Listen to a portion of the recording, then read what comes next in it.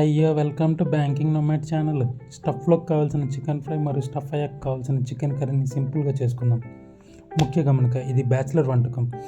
Items తక్కువ, ఎక్కువ ఉంటాయి, కానీ టేస్ట్ మాత్రం ఎక్కడా తక్కువ కాదు.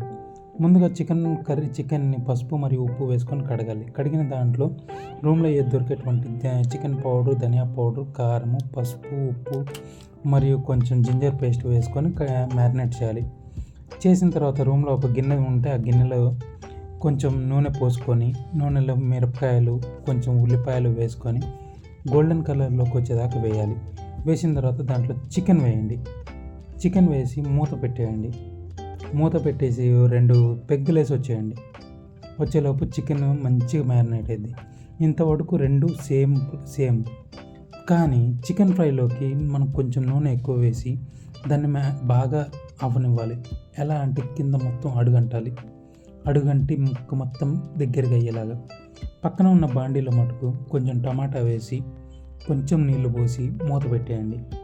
నా దగ్గర ఏదో మిక్సీ ఉంది కాబట్టి ఏదో మిశ్రమం లాంటిది ఒకటి తయారు చేశాను. దీంట్లో కొంచెం నేను కొంచెం అల్లం వెల్లుల్లి ముక్కలు, కొంచెం ధనియా అది వేసి నేను మిక్సీ పట్టేశాను. మీరు ఇంత సింపుల్గా ట్రై చేయండి. Subscribe to my YouTube.